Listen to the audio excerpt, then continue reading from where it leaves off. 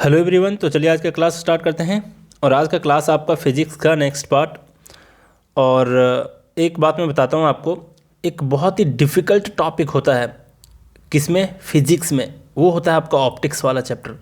Optics एक जो chapter होता है जिसको आप लोग ऑप्टिक्स के अंदर तो नहीं पढ़ते, 11th-12th में ऑप्टिक्स पढ़ते हैं, लेकिन ये उसी का पार्ट है जो कॉम्पिटिटिव एग्जाम्स के लिए आप पढ़ते हो।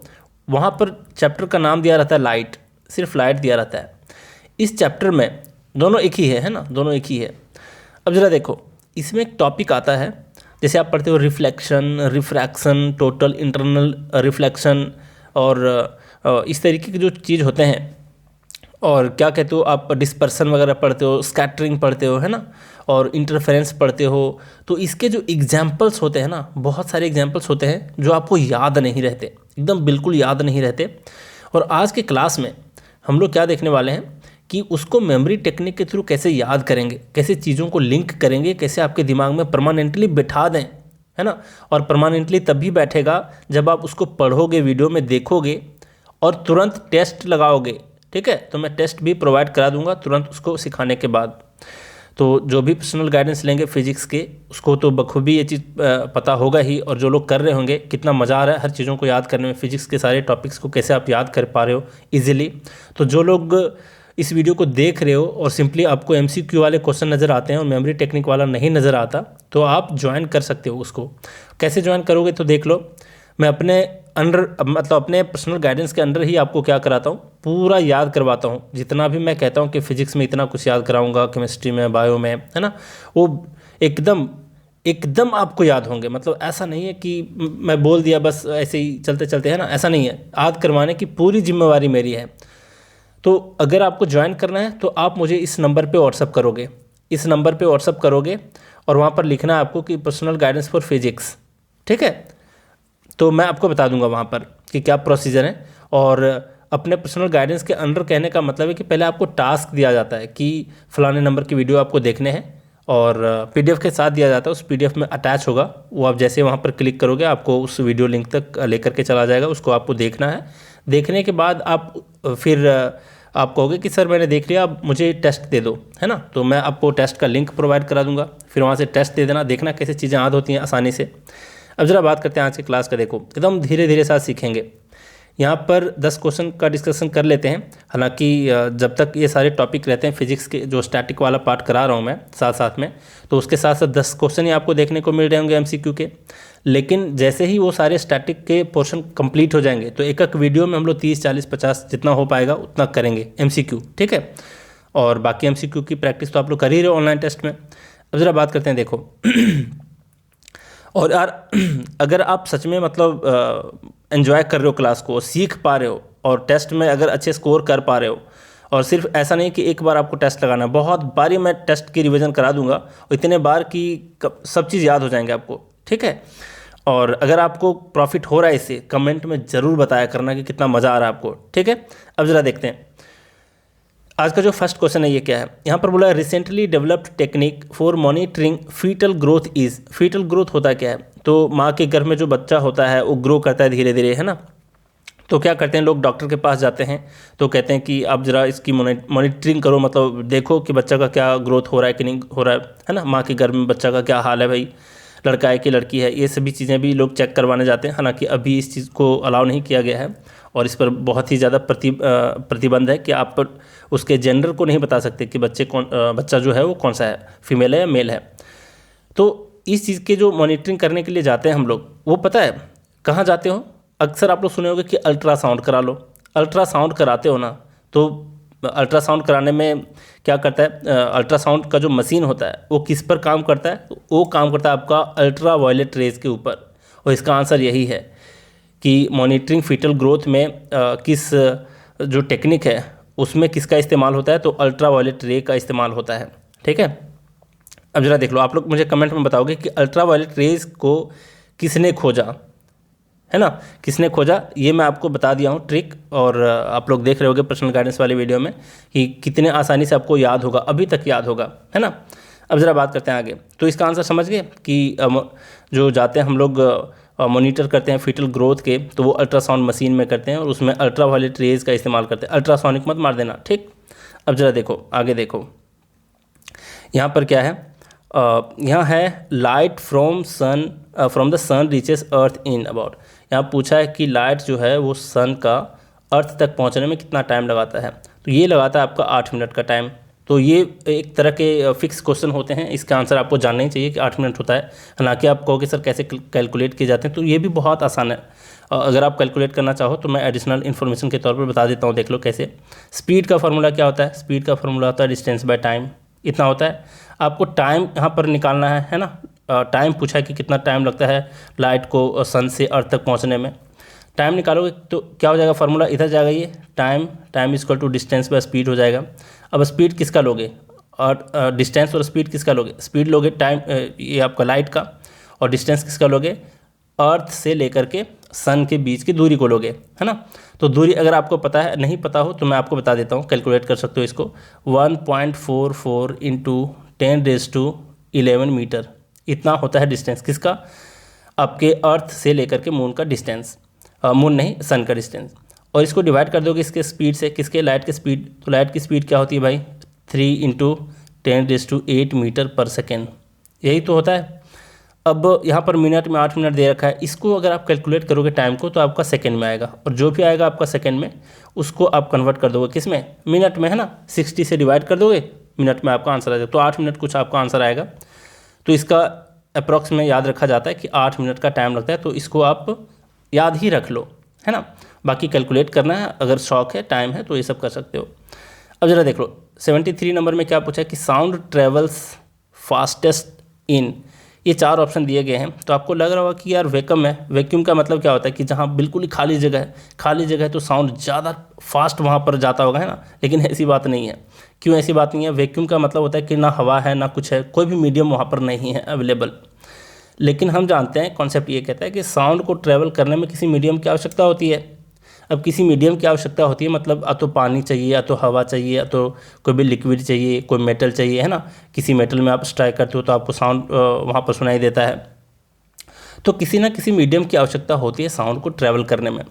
तो जाहिर सी बात है कि जो भी मीडियम है वो जितना ज़्यादा डेंस होगा उसमें स्पीड उतना ही ज़्यादा होगा, है ना। क्योंकि इसके पार्टिकल्स आपस में ज़्यादा सटे होंगे और इसको यहाँ से पहुँचने में यहाँ तक देरी नहीं लगता होगा। मान लिया जाए ये मेटल है, इसके पार्टिकल्स में बहुत सटे सटे हैं, है ना। तो मान लो यहाँ पर आप स्ट्राइक करते हो तो इस पार्टिकल्स को इस पार्टिकल तक पहुँचाने में क्या होगा, देरी नहीं लगेगा, है ना, क्योंकि मीडियम वहाँ पर अवेलेबल है। और मान लो एयर है, मान लो यहाँ पर एयर है, यहाँ पर हम क्या करते हैं, एयर ऐसे रहता है ना, बहुत ज़्यादा नहीं रहता है, डेंस नहीं रहता वहाँ पर उसके पार्टिकल्स। इसमें आप मारते हो, इस वाले कण में क्या करते हो, स्ट्राइक करते हो, तो इसको पहुँचने में थोड़ा सा टाइम लगेगा। तो स्पीड क्या है वहाँ पर ज़्यादा नहीं होगी। तो स्पीड कहाँ पर होगी सबसे अधिक साउंड की, तो वो यहाँ पर आंसर हो जाता है आपका मेटल में ज़्यादा स्पीड होगी। इस चीज़ को ध्यान रखो, है ना। क्यों होता है क्यों नहीं होता ये मैं आपको बता दिया। तो इन चारों ऑप्शन में जो सबसे ज़्यादा डेंस होगा, वैक्यूम में तो है ही नहीं भाई कुछ, तो वहाँ पर साउंड तो जाएगा ही नहीं जाएगा, है ना, पहुँचेगा नहीं। लिक्विड है, फिर एयर है, तो एयर में सबसे कम, वैक्यूम में तो बिल्कुल नहीं, एयर में थोड़ा सा मतलब कम, और लिक्विड में उससे थोड़ा सा ज़्यादा स्पीड, और मेटल में उससे भी ज़्यादा। तो सबसे अधिक जो फास्ट साउंड ट्रेवल करेगा वो करेगा मेटल में। तो इसका आंसर डी नंबर है। अब ज़रा देखो यहाँ पर दिया है astronauts in space can't stand at one place because. देखो ये स्पेस की बात नहीं है, आप एग्जांपल के लिए ले सकते हो कि आप अर्थ पे हो ना, अगर यहाँ पर आप खड़े हो, है ना, तो आप यहाँ पर इसलिए खड़े पा रहे हो, स्टेबल हो धरती पर, क्योंकि इसमें ग्रेविटी है। ग्रेविटी ना रहे तो आप ऊपर जंप करना स्टार्ट कर दोगे, फ्लाई करना स्टार्ट कर दोगे, तैरना स्टार्ट कर दोगे, फ्लोट करना स्टार्ट कर दोगे, है ना। तो यही बात वहाँ भी है कि ग्रेविटी नहीं है स्पेस में, बिल्कुल ही स्पेस में ग्रेविटी नहीं है। इसलिए एस्ट्रोनॉट जो रहते हैं, अंतरिक्ष यात्री जो लोग रहते हैं, वो एक जगह पर खड़ा नहीं रह सकते। वो लोग हिलते रहते हैं, ऊपर की ओर जाते हैं, कभी नीचे की ओर आते हैं, नीचे तो नहीं ऊपर की ओर आते हैं, तो राइट जाएंगे लेफ्ट जाएंगे, ऐसे होता रहता है। तो ऐसा इसलिए पॉसिबल है क्योंकि स्पेस में ग्रेविटी नहीं है, इसलिए वे लोग स्टेबल स्टैंड नहीं कर पाते एक जगह पर। तो इसका आंसर है कि there is no gravity in space, इसलिए वहाँ पर कोई भी स्टैंड नहीं कर सकता एक प्लेस पर, है ना। इस चीज़ को भी ध्यान रखना कि जीरो ग्रेविटी होती है कहाँ पर, स्पेस में। स्पेस का मतलब मून नहीं होता, मार्स नहीं होता, स्पेस का मतलब स्पेस होता है ना। तो लोग कंफ्यूज कर जाते हैं, स्पेस की बातें पूछी जाती हैं और लोग समझ लेते हैं कि मून की बात कह रहा है, मार्स की बात कह रहा है। तो ऐसे आपको ध्यान नहीं रखना है। स्पेस मतलब नथिंग, अब ज़रा देख लो 75 नंबर। 75 में पूछा to hear a clear echo. Echo का मतलब समझते हो, आवाज़ का गूंजना। The minimum distance would be, कितना डिस्टेंस होना चाहिए। मान लो आप एक हॉल में बैठे हो और ये आप हो, है ना, ये आप हो, यहाँ पर से कुछ बोलते हो, यहाँ से साउंड जाता है और यहाँ पर एक दीवार है, समझ रहे हो, यहाँ पर एक दीवार है। तो यही कह रहा है कि आप यहाँ से साउंड निकालते हो, ये साउंड यहाँ तक जाता है और वापस आपके तक आता है ना, गूंजता है। तो डबल डिस्टेंस यहाँ पर क्या कर रहा है, कवर कर रहा है। कौन? साउंड अपने आने जाने में, आप तक पहुँचने में डबल डिस्टेंस को क्या कर रहा है, कवर कर रहा है। तो वही कह रहा है कि अच्छे से सुनने के लिए इको को मिनिमम डिस्टेंस कितनी होनी चाहिए, मतलब आपसे और इस वाले दीवार के बीच की डिस्टेंस क्या होनी चाहिए, ये पूछा है आपसे, मिनिमम डिस्टेंस। तो इसका भी आंसर आप डायरेक्टली याद कर लो। इसमें कन्फ्यूजन ये होता है कि फीट और मीटर में लोग कन्फ्यूज़ कर जाते हैं, तो ध्यान रखना इसका आंसर फीट में नहीं, आपको मीटर में ध्यान रखना है, वो भी 16.5 मीटर। तो मिनिमम डिस्टेंस होने चाहिए 16.5 मीटर, ठीक है, कन्फ्यूज़ नहीं करना है। क्योंकि सर इसको कैसे कैलकुलेट किया था, तो सेम फार्मूला है जो अभी पिछले हम लोगों ने कैलकुलेट किया टाइम को, कि सन से लेकर के अर्थ तक ट्रैवल करने में कितना टाइम लगता है ना। इसी तरीके से इसके भी सेम फार्मूला है। देख लो क्या है, स्पीड कैसे निकालते हैं, डिस्टेंस बट्टा टाइम होता है ना। अब जरा देखो यहाँ पर क्या निकालना है, मिनिमम डिस्टेंस निकालना है, ये वाला डी वाला पार्ट निकालना है। तो हम लोग डी को एक साइड कर लेते हैं और यहाँ पर क्या हो जाएगा, स्पीड को टाइम से मल्टीप्लाई करेंगे, यही तो। अब जरा गौर करो, अब साउंड आप यहाँ से निकाल रहे हो, यहाँ है आपका चेहरा, मुंह, है ना, यहाँ से आप साउंड को निकाल रहे हो, यहाँ पर है दीवार। मान लेते हैं कि आपके और इसके बीच का मिनिमम डिस्टेंस है आपका x, लेकिन ये जो साउंड यहाँ से यहाँ तक ट्रैवल करेगा ये तो बस यहीं तक जाएगा। लेकिन ये तो नहीं पूछ रहा, इको करना चाहिए। इको करने का मतलब वापस इस साउंड को आपके तक पहुँचना चाहिए। तो ये जो साउंड है ये टोटल कितना डिस्टेंस कवर कर रहा है, ये टोटल आपका x एक बार जाने में और x एक बार आने में, तो डबल है ना, डबल डिस्टेंस को कवर कर रहा है। अब हम लोगों ने माना है कि x इसका मिनिमम डिस्टेंस है, तो डबल डिस्टेंस कवर कर रहा है, इसका मतलब d का वैल्यू क्या होगा, यहाँ पर डिस्टेंस क्या होगा, 2x, है ना, 2x होगा। स्पीड, किसकी स्पीड भाई, साउंड की स्पीड। साउंड की स्पीड कहाँ पर, है ना, तो साउंड की स्पीड यहाँ पर लिया जाता है आपका कि एयर में, है ना, एयर में। तो एयर में साउंड की स्पीड क्या होती है, तो ध्यान रखना, ये भी इंपॉर्टेंट है, इसको भी याद रख लेना। 330 मीटर पर सेकेंड इसका क्या होता है, स्पीड होता है, किसका, साउंड का। कहाँ पे, एयर में, इस चीज़ को ध्यान रखना। अब देख लो, इसको मल्टीप्लाई करो टाइम से। टाइम कितना होता है पता है, एक इको को सुनने के लिए मिनिमम जो टाइम होता है वो 1 सेकेंड का 10वां पार्ट होता है, मतलब 1/10 सेकेंड होता है। इसको कैलकुलेट करते हो तो देखो क्या आता है, 1 0 से 1 0 गया यहाँ पर, और ये 2 जो है यहाँ पर मल्टीप्लाई है, इधर आएगा तो डिवाइड होगा, तो x = 33 बाई क्या होगा, x होगा। सेकेंड से सेकेंड यहाँ कट गया था, है ना, तो यहाँ पर मीटर बच गया था सिंपली। अब देखो x नहीं, यहाँ पर 2 है ना, 2 यहाँ पर मल्टीप्लाई था, यहाँ आया तो डिवाइड हो गया। तो 33 को आप डिवाइड करते हो 2 से, कितना होता है 16.5, है ना, तो 16.5 मीटर इसका आंसर हो जाता है आपका। क्लियर यहाँ तक। तो 16.5 मीटर कैसे कैलकुलेट करते हैं, ध्यान रखना। यहाँ पर एडिशनल इन्फॉर्मेशन आपके लिए क्या है ये मैं आपको बता देता हूँ। अगर रेलवे वगैरह की एग्जाम देते हो, छोटे छोटे एग्जाम, तो ये सब क्वेश्चन पूछ लिए जाते हैं। कौन से एग्जाम, एक तो आपको ये वाला कि एक इको को सुनने के लिए मिनिमम डिस्टेंस होना चाहिए क्या, x हम लोगों ने माना था, x का वैल्यू आ गया 16.5 मीटर। तो ये तो डायरेक्टली याद रखना ही रखना है, कैलकुलेट करना है तो कर सकते हो ऐसे करके। सेकेंड और थर्ड इन्फॉर्मेशन इसमें यह है कि साउंड की जो स्पीड है वो एयर में होती है 330 मीटर पर सेकेंड, 330 मीटर पर सेकेंड। और एक इको को सुनने के लिए मिनिमम टाइम जो होती है, टाइम होता जो है ये 1/10 सेकेंड होता है।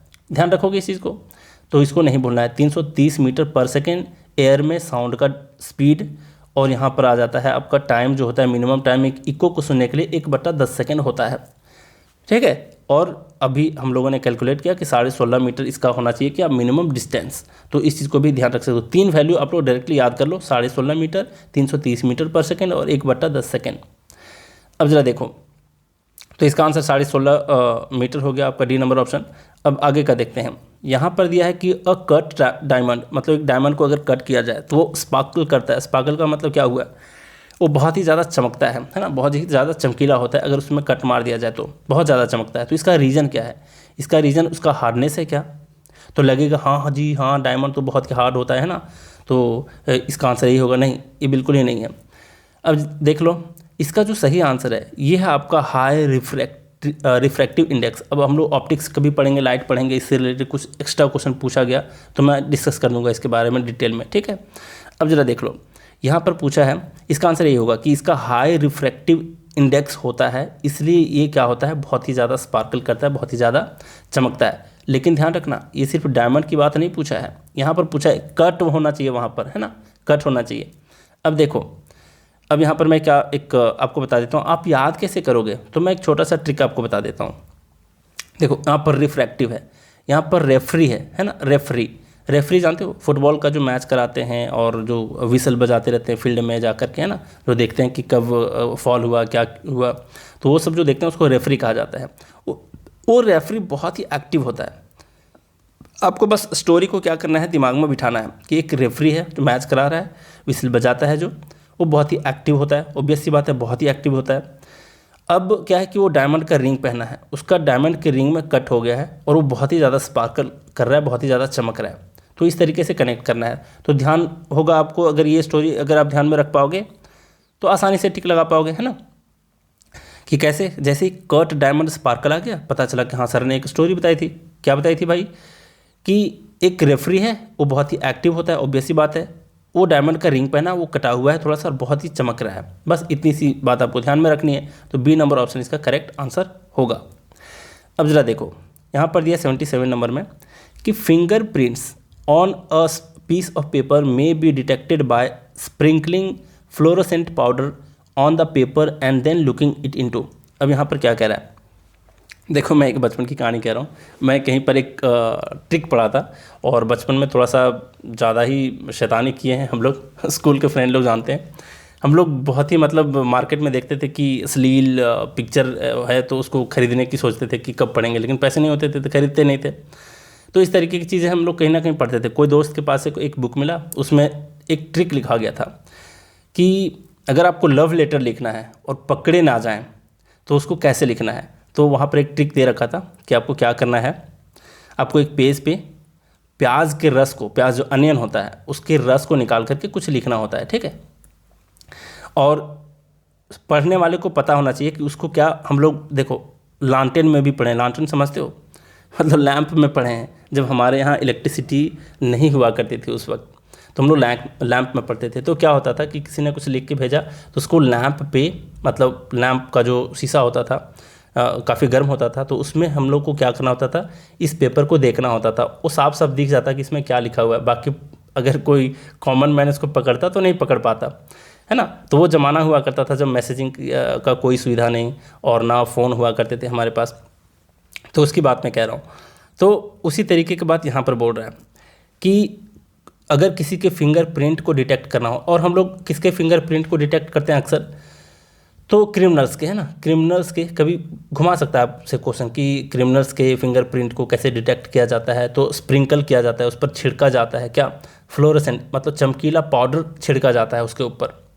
अब उसको कहाँ पर देखा जाता है जिससे पता चलता है, तो वो डिटेक्ट करने के लिए कहाँ पे जाया जाता है, अल्ट्रा वायलेट लाइट में उसको रखा जाता है, तब वो क्या करते हैं, डिटेक्ट कर पाते हैं। इस चीज़ को ध्यान रखना। कैसे याद रखोगे, ये तो मेरा काम है ना याद करवाना। अब ज़रा देखो यहाँ पर क्या है, अल्ट्रा वायलेट लाइट। अब बात आती है कि अल्ट्रा वायलेट रे हम लोग देख चुके हैं अल्ट्रासाउंड वाले मशीन में। फर्स्ट क्वेश्चन ही था वो, फीटल ग्रोथ को क्या करना, मॉनिटर करने के लिए, है ना। तो अल्ट्रा वायलेट रे वहाँ भी आया था, यहाँ भी है। और अल्ट्रा वायलेट रे की खोज किसने किया, ये तो मैं आपको ट्रिक बता दिया था, उस टाइम बताया था कि अल्ट्रा का मतलब होता है कट्टरपंथी, है ना, कट्टरपंथी। और कट्टरपंथी लोग जो होते हैं, जैसे जितने भी राइटर हुए, मैं इसके मतलब किसने इसको खोजा है उसके बारे में बता चुका हूँ पहले भी, अभी बता रहा हूँ कि एक रीटर नाम के व्यक्ति थे।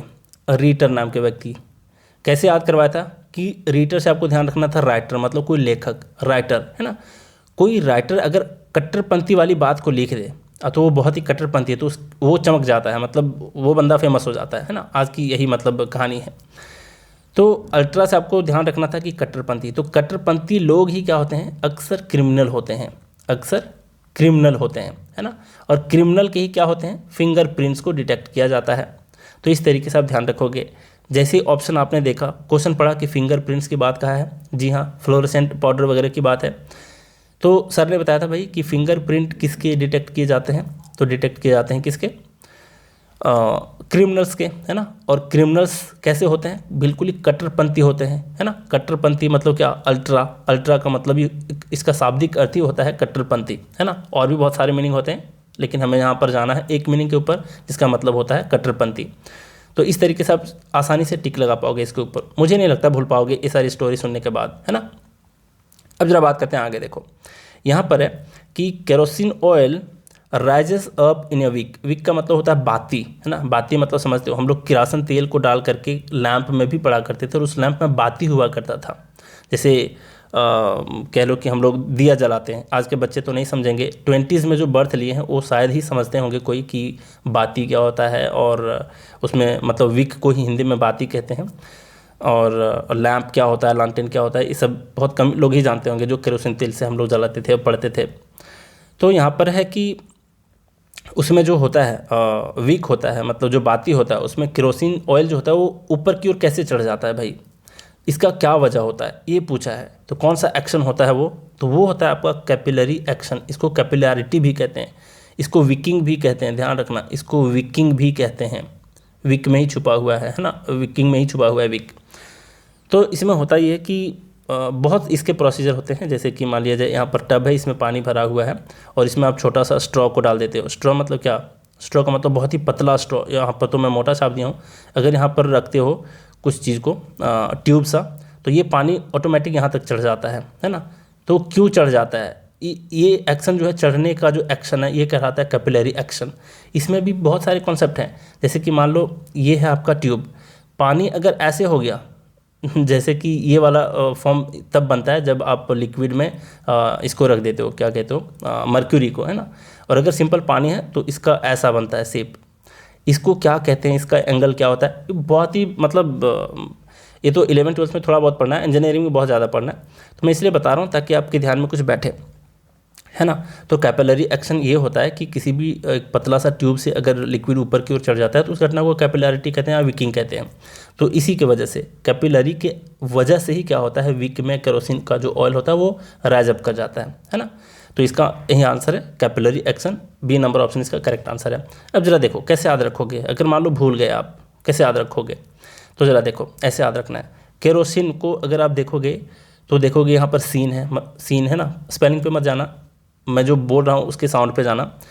हीरो का सीन, कोई भी मूवी में आप हीरो का सीन देखते हो, अक्सर पुराने हीरो जितने थे वो कैप पहना करते थे, है ना। तो हीरो लोग सीन में क्या करते थे, कैप पहना करते थे, ऐसे ध्यान रख लो। तो केरोसिन, हीरो, सीन, हीरो जो है सीन में किसी भी सीन में नज़र आते थे, क्या पहने हुए, कैप पहने हुए, है ना। तो इससे आपको ध्यान रखना है, कैपिलरी एक्शन, केरोसिन ऑयल, ठीक है। अब ज़रा आगे बात करते हैं। यहाँ पर क्या दे रखा है कि एन एग, एक जो अंडा होता है, when placed in ordinary water sinks, ये डूब जाता है, but floats when placed in brine, this is because, brine का मतलब होता है सॉल्टी वाटर, सॉल्टी वाटर का मतलब जिसमें सोडियम क्लोराइड का उसमें घोल में मिला होता है। अब जरा देखो क्या इसका वजह क्या होता है, ये पूछा है कि ऑर्डिनरी वाटर में अगर रखते हैं तो वो डूब जाता है, और अगर हम सॉल्टी वाटर में रखते हैं तो वो डूब जाता है, इसका वजह क्या होता है। अब आपसे मेरा एक प्रश्न है, कोई भी वस्तु, मान लो ये आपका लिक्विड है, कोई भी वस्तु जो होता है इसके ऊपर तैरता क्यों है, पानी के ऊपर आखिर तैरता क्यों है। मान लो पत्ता है ना, एक छोटा सा पत्ता है यहाँ पे, पेपर का टुकड़ा है, क्यों तैरता है, क्योंकि उसका जो डेंसिटी है ना, उसका डेंसिटी वाटर के डेंसिटी से कम है। समझ रहे हो बात को। पत्थर क्यों डूब जाता है, क्योंकि पत्थर पानी से ज़्यादा डेंस होता है, उसका डेंसिटी अधिक होता है, वो सीधा जाके अंदर में डूब जाता है। लेकिन जिसका डेंसिटी कम होगा वाटर से, वो ऊपर में तैरेगा, ऑब्वियस सी बात है, ठीक है। और भी बहुत सारे इसके रीज़न होते हैं, अभी के लिए मैं बस इतना बता रहा हूँ कि जिसकी डेंसिटी अधिक होगी वो उस पर क्या होगा कि जिसकी डेंसिटी कम होगी वो वहाँ पर तैरेगा, फ्लोट करेगा। तो इसका भी वजह यही होगा। तो यहाँ पर देख लेते हैं ऑप्शन नंबर ए में क्या करें कि density of brine is less, अगर लेस रहेगा ऑर्डिनरी वाटर से तो ऑब्वियस सी बात है कि ऊपर में क्या करेगा, अगर लेस रहता, मान लो ये लेस रहता, तो जाहिर सी बात है एग का इससे ज़्यादा होता तो इसमें भी डूब जाता, है ना। तो ये ऑप्शन तो होगा नहीं आपका। तो एग को फ्लोट करने के लिए क्या करना चाहिए, फ्लोट करने के लिए एग का जो है आपका डेंसिटी वो कम होना चाहिए, किससे, उस वाटर से, तो यहाँ पर सेकंड ऑप्शन पढ़ो, यहाँ पर क्या दिया कि density of brine is equal to that of ordinary water, नहीं इक्वल होता तो भी डूब जाता। फिर यहाँ पर density of brine is greater than that of ordinary water, जी हाँ, अगर ऑर्डिनरी वाटर से अधिक डेंसिटी है तभी वहाँ पर एग जो है वो तैर पाएगा, है ना। तो ऑप्शन नंबर सी आपका करेक्ट आंसर है। अब ज़रा देख लो आगे, देखो 80 नंबर, यहाँ पर क्या बोला है कि a man is sitting in A boat, ठीक है भाई, which is floating in pond, एक तालाब में एक बोट है, तैर रहा है और उस पर एक आदमी बैठा हुआ है। If the man drinks some water from the pond, अगर पॉन्ड से ही उठा करके कुछ पानी को पी लिया, है ना, कौन, वो आदमी, the level of water in the pond will, क्या होगा, ये आपसे पूछ रहा है कि जो लेवल है वाटर का पॉन्ड का वो क्या हो जाएगा, अगर आप पानी पी लेते हो तो क्या होगा। अब यहाँ पर क्या बोल रहा है कि उसका लेवल जो है पॉन्ड का वाटर का वो राइज हो जाएगा थोड़ा सा, नहीं जी बिल्कुल नहीं। फॉल हो जाएगा, बिल्कुल नहीं। रिमेन स्टेशनरी, क्या सेम रहेगा उसका वाटर का लेवल, हाँ बिल्कुल ही सेम रहेगा। कैसे, आप आर्किमिडीज़ के प्रिंसिपल को पढ़े होंगे। आर्किमिडीज़ का प्रिंसिपल ये बताता है कि किसी भी वस्तु अगर वो पार्शली क्या करता है, इमर्स्ड रहता है वाटर में, है ना, तो ये जितने वाटर को मतलब यहाँ से यहाँ तक का जो वेट होगा उतना ही वाटर को ये क्या करेगा, यहाँ से डिस्प्लेस करेगा, ये बता रहा होता है। तो पानी जितना वो आदमी पिया होगा उतना ही पानी क्या होगा, वो डिस्प्लेस किया होगा, है ना। तो लेवल आपका बढ़ेगा नहीं, बिल्कुल ही क्या होगा, स्टेशनरी रहेगा, सेम रहेगा। आर्किमिडीज़ के थ्योरम पढ़ो, प्रिंसिपल पढ़ोगे समझ जाओगे इसके पीछे के रीज़न, ठीक है। तो बस इतना ध्यान रखो कि वाटर लेवल जो है वो बढ़ेगा नहीं, सेम रहेगा। आपके 10 क्वेश्चन हो गए, मुझे नहीं लगता 10 क्वेश्चन आप भूलोगे कभी। अब ज़रा बात करते हैं आज के एग्जाम्पल्स के ऊपर। ये सारे के हम लोग एग्जाम्पल देखेंगे, काफ़ी डिफ़िकल्ट होता है एग्जाम्पल को याद रखना, शायद आज के बाद आप कभी नहीं भूलोगे। अब बहुत ही मतलब क्या कहते हैं, बंगाली में कहते हैं बोका मानुस, अगर आप बोका मानुस ही होगे तब भी नहीं समझोगे, नहीं याद रख पाओगे। लेकिन अगर आप बिलो एवरेज भी हो ना पढ़ाई लिखाई में, आज के बाद कभी नहीं भूलने वाले, देख लेना कैसे, क्योंकि टेस्ट भी लगाओगे, यहाँ पर कुछ तरीके भी सीखोगे मेमोरी टेक्निक के थ्रू। तो चलो हम लोग बातें करते हैं, देख लो।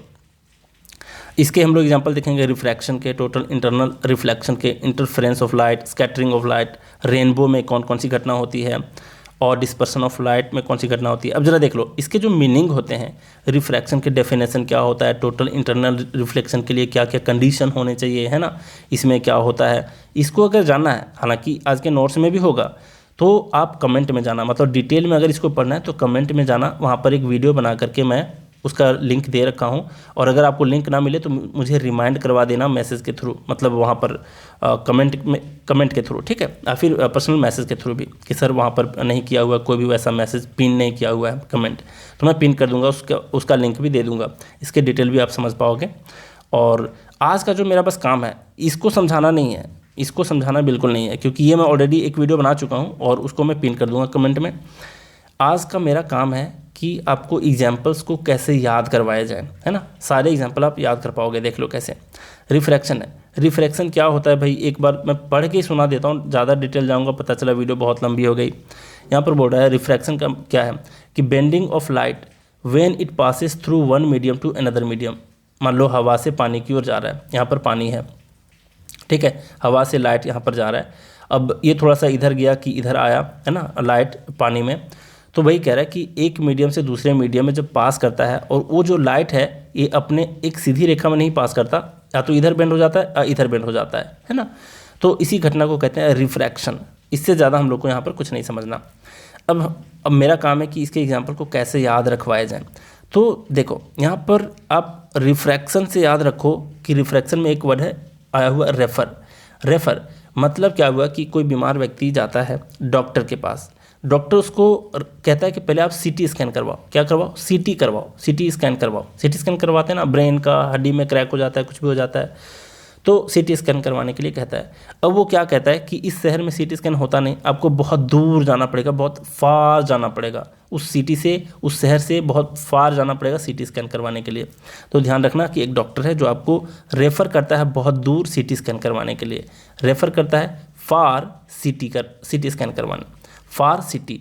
तो कोड में आपको बस ध्यान रखना है रेफ़र, अच्छा रिफ्रैक्शन है तो रेफ़र किया, किसने रेफ़र किया, डॉक्टर ने, कहाँ पर, बहुत फार, है ना, बहुत दूर, क्या करवाना है, सीटी स्कैन करवाना है। फार का मतलब दूर होता है ना। अब जरा देख लो कैसे याद रखोगे इसके कोड। यहाँ पर है फार और सिटी का जो फुल फॉर्म है ये क्या है। एफ से आपको ध्यान रखना है फिश मछली। ए से आपको ध्यान रखना है अराउंड द सन, इस चीज़ को मत भूलना, अराउंड द सन, ये एग्जैक्ट सन नहीं है, उसके चारों ओर की बात कह रहा है, अराउंड द सन, है ना। सिटी जो है, सी का फुल फॉर्म क्या है आपका, तो सी का फुल फॉर्म है, आर का देख लो, आर है यहाँ पर रॉड, है ना, स्ट्रेट रॉड, रॉड है। सिटी का क्या मतलब है, सी से आता है कॉइन, और टी से आपका क्या आता है, ट्विंकलिंग, स्टार का ट्विंकलिंग, है ना, चमकना, उसका चमचमाना, है ना। तो ध्यान रखोगे इस चीज़ को, अगर इसको नहीं भी पढ़ोगे ना, बस इतना ख्याल रख लोगे तो आप आज के बाद आसानी से टिक मार पाओगे एग्जाम में, अगर रिफ्रैक्शन से रिलेटेड एग्जाम्पल पूछ दिया, और इससे ज़्यादा कुछ पूछता भी नहीं है, ध्यान रखना इस चीज़ को। रिफ्रैक्शन देख लो क्या है। अब यहाँ देखो फिर से दोहराता हूँ, फार सिटी, एफ से होता है फिश, ए से होता है आपका अराउंड द सन, आर से होता है आपका रॉड, सी से होता है आपका कॉइन, और टी से होता है ट्विंकलिंग ऑफ स्टार। ठीक, अब देख लो एक एक करके पढ़ देता हूँ कि fish seems uplifted from its original position. मतलब कई बार होता है मछुआरे जाते हैं कि अच्छा पानी है का लेवल ये है, यहाँ पर एक मछली है, यहाँ पर ऐसे करके कोई मछली है, उसको लगता है अच्छा ये काफ़ी ऊपर है, उसको पकड़ने जाता है, पता चलता नहीं मतलब मछली अगर यहाँ है ना, लेकिन वो अपने पोजीशन से ज़्यादा ऊपर नज़र आती है और मछुआरा इससे भ्रम खा जाता है ना। तो ध्यान रखना कि फ़िश जो है वो अपने ओरिजिनल पोजीशन से कुछ ऊपर उठी हुई नज़र आती है। ठीक, तो ऐप से आपको ध्यान रखना है फ़िश। फिर अब बिफोर, ये बहुत इंपॉर्टेंट है क्योंकि इसमें कन्फ्यूजन है, यहाँ पर अराउंड द सन है रेफरेंस में, ध्यान रखना, ए से होता है अराउंड द सन, एग्जैक्ट सन नहीं है, इसका थोड़ा सा अलग है, इसको ध्यान से समझने की कोशिश करना। यहाँ पर बोला है अगर डायरेक्टली पूछ ले कि before sunrise and after sunset the region around the sun appears red due to refraction, इस चीज़ को ध्यान रखना। मतलब क्या है कि जो सन है, एग्जैक्ट जो सन है वो आपका नहीं करता रेड, उसके चारों ओर रेड हो जाता है। मतलब अगर ये सन है तो ये रेड नहीं है, ये तो रेड होता ही है हालांकि, लेकिन इसके चारों ओर की बात कर रहा है, इसके अराउंड की बात कह रहा है, ध्यान रखना इस चीज़ को। और यही वजह है, इसके चारों ओर जो रेड हो जाता है, इसका ही एक वजह है कि the sun is seen before the actual sunrise because of refraction. Actual sunrise और एक्चुअल सनसेट दोनों के बाद इसी वजह से क्या होता है, पता चलता है कि सन जो है क्या हुआ है, मतलब पहले दिखता है, सनराइज से पहले दिख जाता है। अगर भोरे भोरे आप उठते हो सुबह सुबह तो आपको पता चलता है कि सन अभी दिख नहीं रहा, लेकिन आपको प्रतीत होता है ऐसा कि सुबह हो गया है और सन निकल गया है, हालांकि वो एग्जैक्ट सन नहीं होता है ना। तो इस चीज़ को ध्यान रखोगे, और इसका वजह होता है रिफ्रैक्शन। तो अराउंड द सन कहे और फिर कहे कि सनराइज से पहले अगर आपको सन दिख गया है ना, तो इसका वजह क्या होता है, इसका वजह आपका रिफ्रैक्शन होता है, ध्यान रखना। आर से होता है ना यहाँ पर रिफ्रैक्शन, मैं बता चुका हूँ, ए है रिफ्रैक्शन नहीं, रिफ्रैक्शन रेफर से पता चलेगा। ए से है अराउंड द सन, और अराउंड द सन के वजह से ही क्या होता है कि सन जो है वो पहले नज़र आने लगता है सनराइज से, भूलोगे तो नहीं। लेकिन यहाँ पर कन्फ्यूजन है, इस पॉइंट को लेकर के देख लो। वो पॉइंट क्या है भाई, वो पॉइंट है आपका कि but at sunset and sunrise sun appears red. ध्यान दो, सिर्फ सन की बात कहे, अराउंड द सन नहीं कह रहा है, अराउंड द सन कहता तो आपका रिफ्रैक्शन हो जाता, लेकिन एग्जैक्ट सन कहता तो उसका रीज़न होता है स्कैटरिंग ऑफ लाइट। बस ये सेकंड पॉइंट को आप लोग ध्यान रख लो। वैसे स्कैटरिंग के एग्जांपल्स देखेंगे तो भी आपको ये याद हो जाएगा सन वाला, ठीक है। तो वहाँ पर आपको बस सन याद रखना है, स्कैटरिंग में जाओगे तो सिंपली एस याद रखना है, वो भी कोड में बता दूंगा, टेंशन मत लो, सिर्फ एस याद रखना है। S for scattering, S for sun, S for sky, है ना, ये सारे आपको वहाँ पर ध्यान रखने हैं। लेकिन यहाँ पर अराउंड द सन है, और अराउंड द सन के मतलब सन के चारों ओर जब रेड होता है तो उसका वजह होता है रिफ्रैक्शन, है ना। और अराउंड द सन जब रेड होता है तो उसी के वजह से क्या होता है, लगता है कि सूरज के निकलने से पहले ही आपको, मतलब भोर होने से पहले आपको सन नज़र आना स्टार्ट हो जाता है। मतलब the sun is seen before the actual sunrise because of refraction. ध्यान रखोगे इस चीज़ को, समझा दिया हूँ अपने तरीके से, वीडियो को बार बार देख सकते हो अगर समझ में बातें नहीं आई तो। बस हो गया ना, एप से हो गया फिश, ए से हो गया अराउंड द सन, और फिर एक्चुअल सन राइज से पहले आपको दिख जाता है, क्यों, क्योंकि उसका अराउंड द सन जो है वो रेड हो जाता है, इसलिए। तो ए से याद रखना अराउंड द सन, और इस चीज़ को कनेक्ट कर लोगे, है ना, इस चीज़ को कनेक्ट कर लोगे इस लाइन को। फिर आर से आता है आपका रॉड, मतलब straight rod partially sinking inside water seems to be bend. आप अगर पानी में डुबाते हो किसी रॉड को, स्ट्रेट रॉड को, तो लगेगा कि हिल रहा है और वो थोड़ा सा बेंड नजर आएगा, मतलब टेढ़ा मेढ़ा नजर आएगा, है ना। तो इसका भी वजह क्या होता है, रिफ्रैक्शन। फिर सी से होता है कॉइन। कॉइन भी इसके ऊपर बहुत ज़्यादा मेला वगैरह अगर बचपन में गए होगे तो इसके ऊपर गेम भी हुआ करता था, है ना, कि क्या करना है, ग्लास में आपको कॉइन को फेंकना है, अगर ग्लास में एग्जैक्टली वो डूब जाता है तो आपको पैसे डबल मिलेंगे, है ना। तो इसके पीछे भी लॉजिक होता था, देख लो कैसे, यही रिफ्लेक्शन वाला ही लॉजिक था। यहाँ बोल रहा है कि coin kept at the bottom of a container having water seems upwardly uplifted. मतलब अगर इसमें पानी है किसी कंटेनर में और उसमें कॉइन है तो आपको लगेगा कि थोड़ा उठा हुआ है, ऊपर उठा हुआ है। मतलब ग्लास में हम लोग क्या करते थे मेला में, ग्लास में हम लोग कॉइन डालते थे तो ग्लास लगता था कि काफ़ी ऊपर है, उसी हिसाब से हम लोग फेंकते थे, लेकिन ग्लास नीचे होता था, है ना, और पानी कॉइन जो था इधर उधर हो जाता था। तो संजोग की वजह से कोई जीत जाता तो जीत जाता, वरना जीतने का चांस कम होता था, है ना। तो ध्यान दो, कॉइन आ गया, कॉइन आप एग्जाम में देखोगे सीधा रिफ्रैक्शन टिक लगा दोगे। फिर टी से ट्विंकलिंग ऑफ स्टार, कभी नहीं बोलना आप लोग, ट्विंकलिंग ऑफ स्टार में काफ़ी ज़्यादा कंफ्यूज करते हैं। कभी किसी को लगता है कि ये है स्कैटरिंग, किसी को लगता है कि रिफ्रैक्शन है, तो किसी को लगता है कि टोटल इंटरनल रिफ्लेक्शन है। तो कंफ्यूज नहीं करना। टी कहाँ आया था, फार सिटी, है ना, सिटी स्कैन करने के लिए बहुत दूर भेज दिया, फार भेज दिया, कौन, रेफर कर दिया, कौन, डॉक्टर, ठीक। तो इस चीज़ को ध्यान रखना। फिर से एक बार रिपीट कर देता हूँ, डॉक्टर आपको रेफर कर दिया सिटी स्कैन कराने के लिए, फार बहुत दूर, फार से फिश, अराउंड द सन, फिर है रॉड, फिर है सिटी से कॉइन और ट्विंकलिंग, ठीक है। अब जरा दूसरा एग्जांपल की बात करते हैं, टोटल इंटरनल रिफ्लेक्शन। ये समझाऊंगा नहीं, बस मैं बता दूंगा, क्योंकि अगर आपको समझना है तो आप कमेंट में जा करके देख लेना, पिन किया हुआ होगा वहाँ पर एक वीडियो। टोटल इंटरनल रिफ्लेक्शन के बारे में देख लो। यहाँ बोल रहा है complete reflection of a ray light within a medium such as water और glass from the surrounding surfaces back into the medium, ठीक। इसको बस पढ़ लो अभी के लिए, समझने के लिए वो कमेंट वाला वीडियो देख लेना। फिर इसमें दो कंडीशन होते हैं कि क्या होना चाहिए टोटल इंटरनल रिफ्लेक्शन के लिए, क्या ज़रूरी है, देख लो। मतलब ये प्रोसेस होने के लिए, इस घटना को घटने के लिए क्या होना चाहिए। यहाँ बोल रहा है the light ray moves from a more dense medium to less medium, ये ज़रूरी है एक कंडीशन। और ये डायरेक्टली सेंटेंस पूछ लिया जाता है कि डेंस मीडियम से अगर रेयरर मीडियम में जाता है, रेयरर का मतलब क्या है कि जैसे पानी से हवा में जाए तो, या फिर इसी तरीके के कंडीशन होने, ग्लास से पानी में जाए तो, ग्लास से एयर में जाए तो, है ना। ऐसा नहीं कि एयर से ग्लास में जाएगा, ऐसा नहीं कि पानी से ग्लास में जाएगा, समझ रहे हो। तो इस तरीके के लाइट वहाँ पर पास करने चाहिए। And the ray reflects back to the denser medium, ये भी इसका कंडीशन है, ठीक है। फिर यहाँ पर कि द एंगल ऑफ इंसिडेंस, इस चीज़ को ध्यान रखना, डायरेक्टली पूछता है कि द एंगल ऑफ इंसिडेंस, और मैं जो भी टेस्ट दूंगा उसमें ये सारे भी होंगे, क्योंकि मैं आपको बता दिया हूँ कि आपको जा करके उस वीडियो को चेक करना है, कमेंट वाला। ये भी एग्जाम्पल में होगा, एग्जाम्पल में नहीं मतलब क्वेश्चन में होगा, और उस वीडियो को चेक करोगे ना कमेंट वाला, तो आपको पता चलेगा वहाँ पर 34 या 35 क्वेश्चन है MCQ, जो उसमें भी डिस्कस किया हूँ और वो भी आपके टेस्ट में रहने वाले हैं। अब यहाँ पर सेकंड कंडीशन है कि द एंगल ऑफ इंसिडेंस, मतलब ये मीडियम है, ये रे यहाँ पर इंसिडेंस कर रहा है, इंसिडेंट का मतलब होता है इस पर गिर रहा है, must be greater than the critical angle. क्या है क्रिटिकल एंगल, सब कुछ वहाँ पर समझा दिया हूँ, शायद समझाया हो कि नहीं ये मुझे याद नहीं है, लेकिन इतना जरूर है कि इसके बारे में डिटेल वहाँ पर डिस्कस किया हूँ, ठीक है। तो इस कंडीशन को भी ध्यान रखना कि द एंगल ऑफ इंसिडेंस जो होता है, एंगल आई जो होता है वो ग्रेटर होता है किससे, एंगल सी से, है ना। मतलब क्रिटिकल एंगल से, भाई ऐसे होता है एंगल का सिंबल, और ये बड़ा छोटा का ऐसे होता है।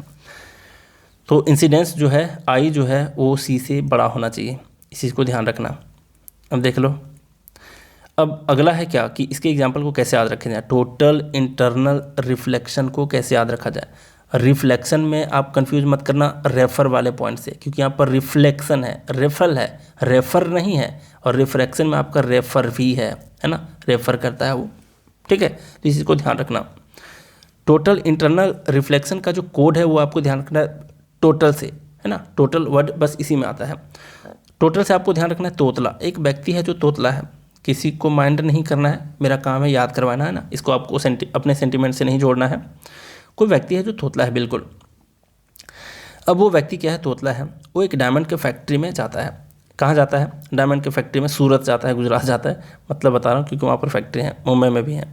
देख लो, एक तोतला है, वो जाता है एक डायमंड के फैक्ट्री में और कहता है let me gate 1 diamond please, है ना। ऐसे करके किसी से बोलता है, घूमने के लिए जाता है, बोलता है लेट मी गेट 1 डायमंड। तो इस चीज़ को ध्यान रखना, LMGOD, इसको शॉर्ट में याद रखने के लिए, मतलब देख लो, इसको शॉर्ट में याद करवाने के लिए क्या कहता हूँ, LMGO को याद करवाने के लिए ये कह रहा हूँ कि एक तोतला है जो कहता है कि let me get one diamond, है ना, डी डायमंड।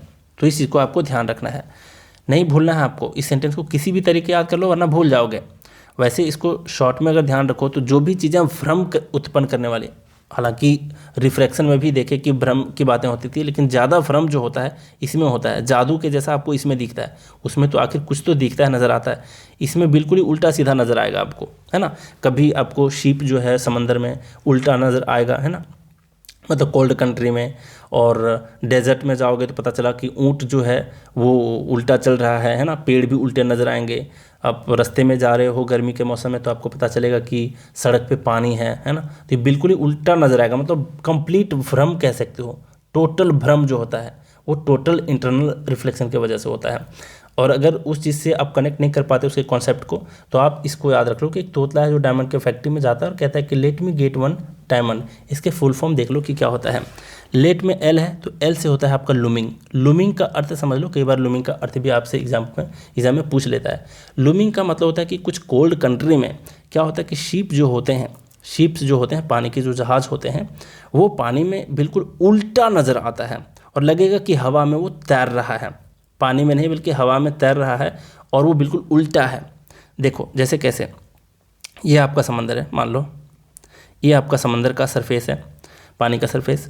अब यहाँ पर क्या है कि एक बोट बना है ऐसे करके, है ना, ऐसे एक बोट है इस तरीके से, लेकिन जो भी बंदा देखेगा ये बिल्कुल ही उसको उल्टा नज़र आएगा। कैसे उल्टा नज़र आएगा कि बोट यहाँ पर ऐसे है और इस तरीके से नज़र आएगा आपको बिल्कुल उल्टा, और वो भी पानी में नहीं नज़र आएगा, लगेगा कि हवा में बिल्कुल उल्टा लटक रहा है ना। इसी घटना को कहते हैं लूमिंग।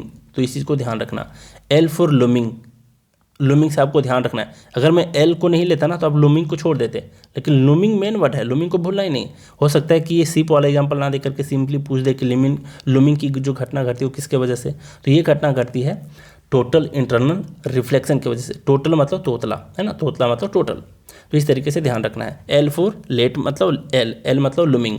लूमिंग किसको कहते हैं, तो शिप हैंग करता है, बिल्कुल उल्टा हैंग करता है हवा में, कहाँ पर, कोल्ड कंट्रीज़ में। ये पूरा बता दिया, समझ गए आप। फिर आपका मी से आता है एम। एम का मतलब होता है मिराज, और मिराज का मतलब जानते हो हिंदी में कहते हैं मृग मरीचिका, है ना, मृग मरीचिका कहते हैं, वो भी माँ से आता है। तो मिराज में भी क्या होता है, कई बार आप सड़क पे जा रहे हो तो गाड़ी चलाते हैं तो लगता है कि तालाब है बीच में, रोड में पानी है ना, लेकिन बहुत धूप चमक रहा होता है, वहाँ पर पानी नहीं होता, आपको भ्रम पैदा कर रहा होता है। ट्रीज़ जो हैं वो डेजर्ट में जाते हो तो ट्रीज़ का अगर एग्जांपल दे दे तो समझ आना कि ट्रीज़ डेजर्ट में उल्टा नज़र आता है भाई, इन्वर्टेड नज़र आता है बिल्कुल। कैमल वहाँ पर जा रहे हैं तो भी आपको नज़र आता है कि वो बिल्कुल ही उल्टा चल रहे हैं, है ना, कौन, कैमल्स।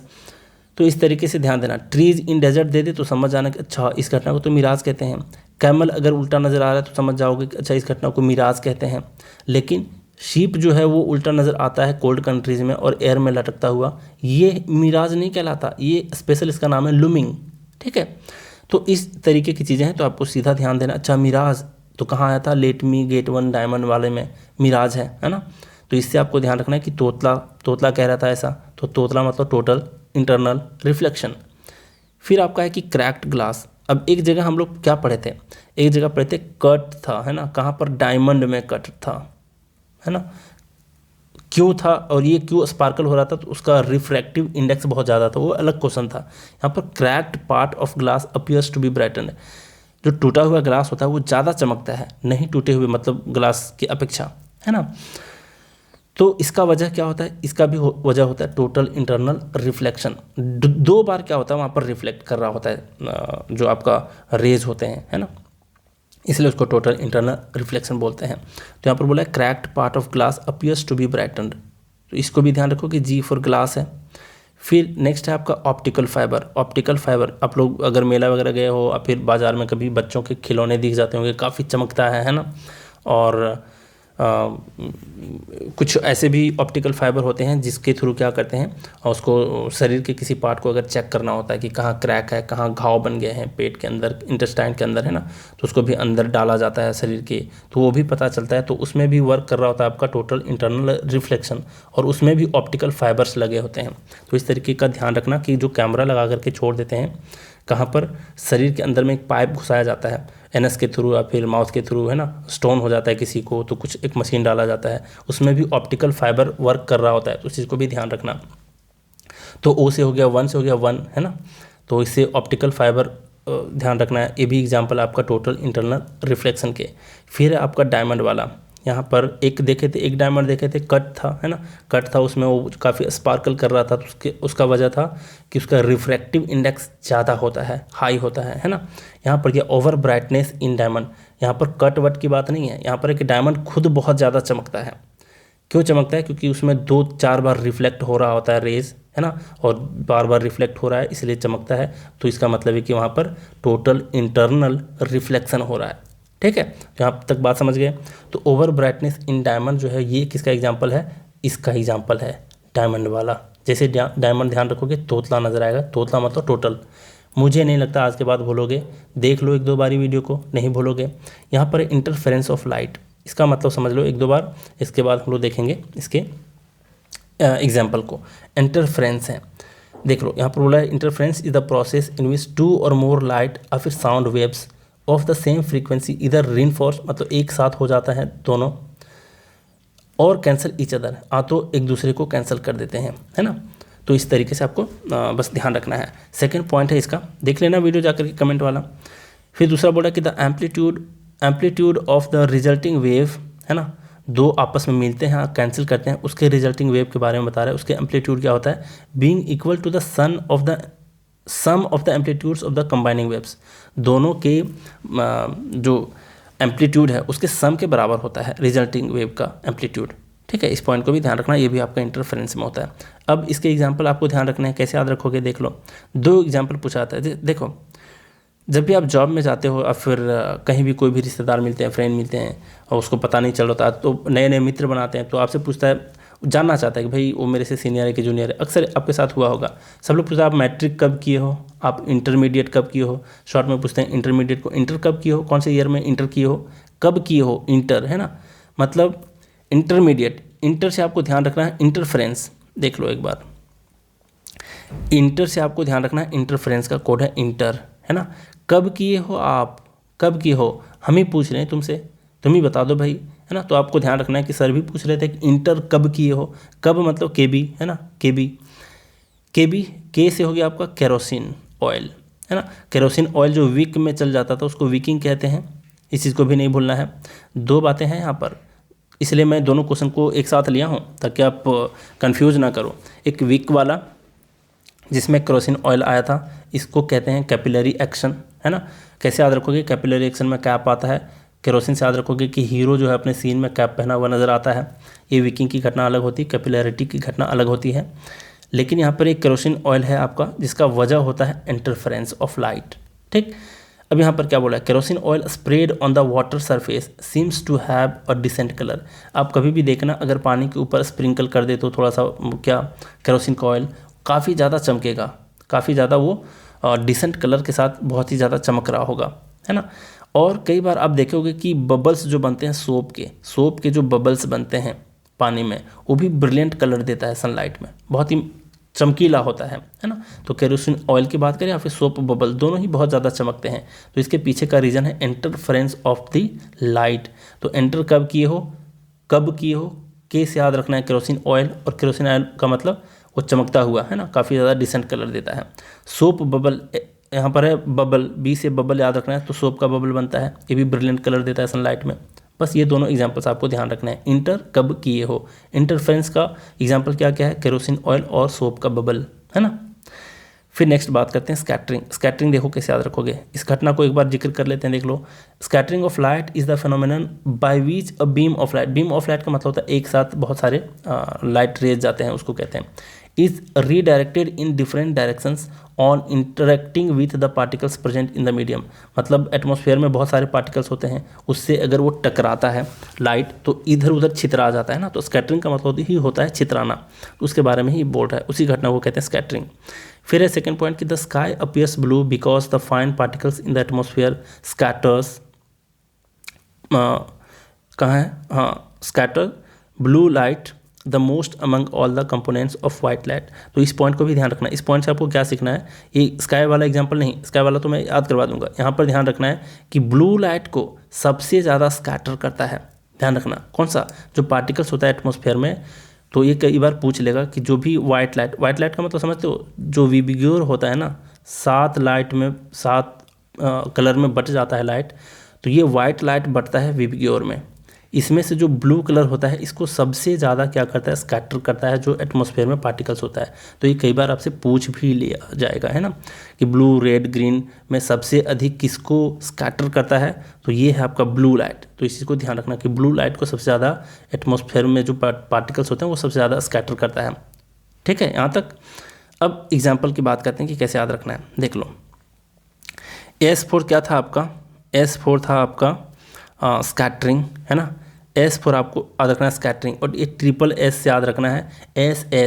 और ये सारे आसमान की ही बातें हैं, ज़मीन की ही बातें हैं। देख लो क्या क्या, ये तीनों S, scattering, S for scattering, S for sky, S for sun, S for sky, S for sky और S फॉर सी।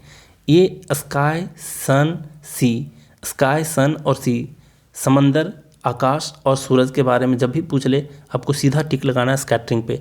लेकिन सन वाले एग्जांपल में हम लोग देखे थे कि अराउंड द सन की बात कहे तो ये अलग हो जाता है ना। अराउंड द सन की बात कहे तो अलग हो जाता है। अराउंड मतलब सन के चारों ओर जो होता है लाल नज़र आता है, और उसी के वजह से सूरज के उगने से पहले आपको सूरज दिखाई देता है। इसका भी वजह क्या है, अराउंड द सन के में रेड होना। इस सन को रेड नहीं, इस सन के चारों ओर रेड होने की घटना थी, और वो अलग ही घटना थी, उसका मैं एग्जाम्पल बता दिया हूँ, समझा दिया हूँ, है ना। यहाँ पर सिंपली आएगा कि डायरेक्टली जो सन है वो रेड होता है, अराउंड की बात ही नहीं है इसमें, है ना। तो ये तो मैं आपको बता दिया था। फार सिटी, है ना, फार सिटी, दूर सिटी स्कैन करने के लिए भेज देता है, रेफर कर देता है कौन, डॉक्टर। तो यहाँ पर जो अराउंड द सन था, अभी सूरज के निकलने से, उगने से पहले जो आपको सूरज दिखाई दे जाता है, उसका भी वजह था रिफ्रैक्शन ऑफ लाइट। लेकिन यहाँ पर है स्कैटरिंग ऑफ लाइट, जिसके वजह से सनसेट और सनराइज में खुद सन रेड हो जाता है। अराउंड द सन की बात नहीं है, खुद सन रेड नज़र आता है, अपीयर होता है। इसका वजह है आपका स्कैटरिंग। इससे ज़्यादा कुछ नहीं है यहाँ पर समझाने को, है ना। इतना तो आपको समझ में आता ही होगा। S for scattering, triple S का मतलब स्काई, सी और सन की बातें कहे, सीधा स्कैटरिंग पे टिक लगा देना है ना, बोलना नहीं है आपको। फिर देख लेते हैं एक point, sky appears blue due to scattering. Clear, S for sky, S for scattering. फिर at sunset and sunrise, sun ये खुद ही हो जाता है रेड, अपीयर नज़र आता है ना, रेड नज़र आता है सनसेट और सनराइज के टाइम पे। क्या, sun, S for sun, S for scattering. Clear.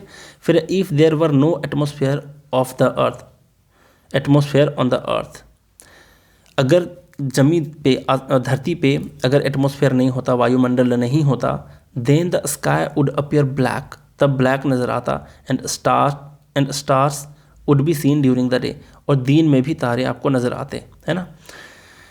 तो कौन सी बात हुई, स्काई की बात हुई। स्काई ब्लैक नज़र आने लगता आपको कब, जब अर्थ पे आपका एटमॉस्फेयर नहीं होता तब। तो यहाँ पर दो घटना है, अगर अर्थ पे एटमॉस्फेयर ना रहे, वायुमंडल ना रहे, तो स्काई आपको ब्लैक नज़र आएगा।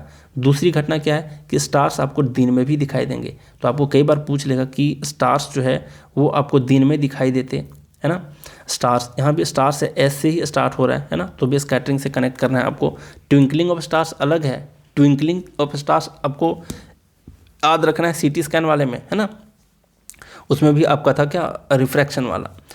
लेकिन यहाँ S फॉर स्टार है जो कि बिल्कुल ही दिन में भी नज़र आता। तो ये एग्जांपल है स्कैटरिंग का।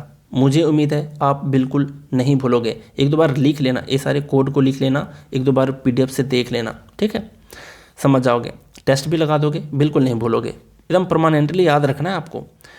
और रिवाइज भी करवाऊंगा मैं, आपको टेंशन नहीं लेना है। फिर देख लो यहाँ पर दिया ऑन या ह्यूमिड डे, जब बहुत ही ह्यूमिड का मतलब होता है जो नमी होती है वायुमंडल में, उसकी बात कह रहा है।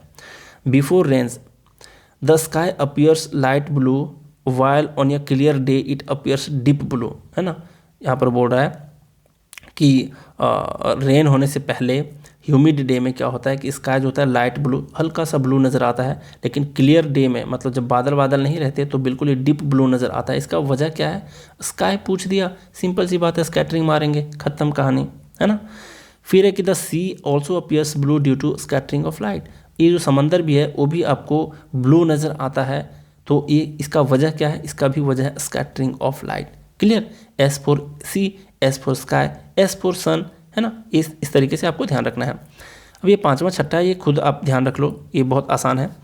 अब रेनबो में बहुत ज़्यादा कन्फ्यूजन है भाई, क्योंकि ये रेनबो का आंसर डिपेंड करेगा ऑप्शन के ऊपर।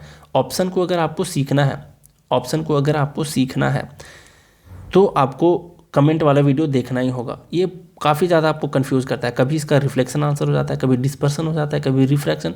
ये डिपेंड करेगा ऑप्शन में किस तरीके से दिया हुआ है। उस वीडियो को ज़रूर देख लेना, यहाँ डिस्कस करेंगे, पागल बन जाओगे, वैसे भी इतनी लंबी वीडियो हो जाएगी। फिर देख लो 6 नंबर में बोला है कि डिस्पर्सन वाली घटना, अगर आपको कह भी दे कि डिस्पर्सन का क्या मतलब होता है, तो ये ऐसा प्रोसेस है कि लाइट जो है, वाइट लाइट जो है, वो 7 रंगों में विभक्त हो जाना प्रिज्म के थ्रू जब हम उसको गुजारते हैं, है ना। प्रिज्म ऐसा होता है, इधर से आप लाइट गुजारते हो, 7 कलर में आपका ये बट जाता है ना।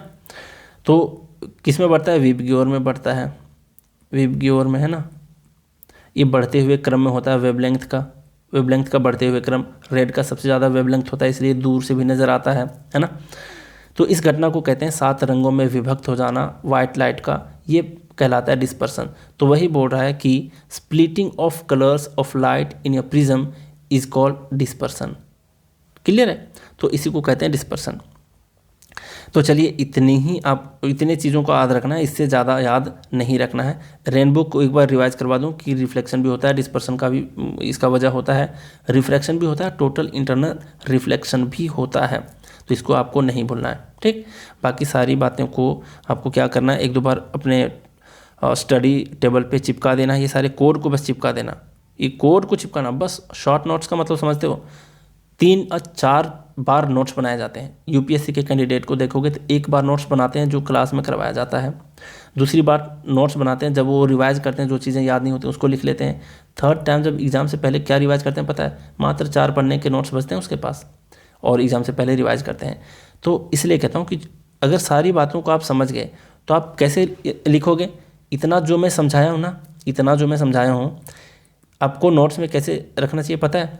सिंपल ये वाला कोड लिखो, पूरा कहानी याद, है ना, और उसको माइंड में दोहराते भी रहो कि इसका मतलब होता क्या है। दीवार पे चिपका दो तो वो भी बहुत अच्छा होगा। दीवार पे चिपकाने के पीछे भी बहुत बड़ा लॉजिक है, साइकोलॉजी है, उसको कहते हैं एक्सपोजर, मेथड ऑफ एक्सपोजर।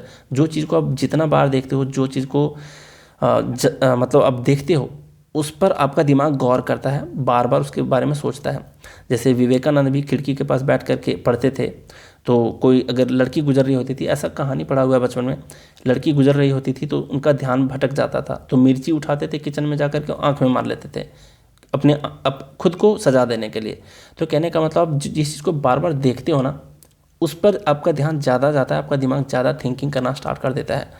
तो यही कहता है अ मेथड ऑफ एक्सपोजर। एक बहुत ही बढ़िया बुक मैंने पढ़ी थी इंजीनियरिंग में जब था, बुक का नाम मैं भूल गया, उसमें 1000 आवर रूल करके ऐसा दिया हुआ था, 1000 आवर या 10,000 रूल करके एक है, मैं भूल गया, बहुत पहले पढ़ा हूँ। उसमें भी एक्सपोजर मेथड को बताया हुआ है।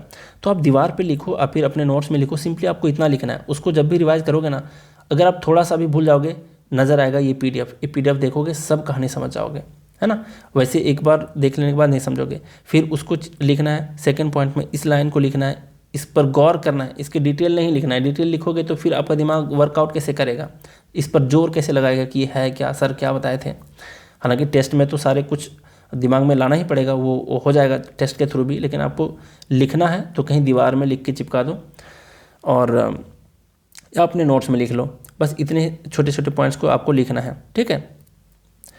तो फिर इस पॉइंट को भी लिख लो और एक्स्ट्रा 2 पॉइंट इसको लिख लेना है। ये वाला पॉइंट को और ये वाला पॉइंट को, मतलब रेनबो को पूरा लिखना है। तो मुझे उम्मीद है कि आप बहुत कुछ सीखे होगे, बहुत कुछ क्लू मिला होगा कि how to remember the things easily, है ना। इन बातों को ध्यान रखना, और यही मेरा टारगेट भी है कि पूरे साइंस को मैं इतना आसान तरीके से याद करवा दूँ। देखो, साइंस पढ़ना, समझना और याद रख पाना अपने आप में एक चैलेंजिंग है। पढ़ना बिल्कुल ही डिफ़िकल्ट है बिना गुरु के, साइंस को पढ़ना। गुरु से पढ़ते उसको समझ ले तो ये आसान है, लेकिन उसको याद रखना बहुत डिफ़िकल्ट। आप कितना भी समझ लो, आप कभी ना कभी भूल ही जाते हो, है ना। और समझ के पढ़ते हो और ये सारे टेक्निक भी जान जाते हो तो अति उत्तम। ठीक है, तो चलिए आज भी बहुत कुछ सीखे, तो आज का क्लास हम लोग यहीं रैप अप करते हैं। Thank you very much.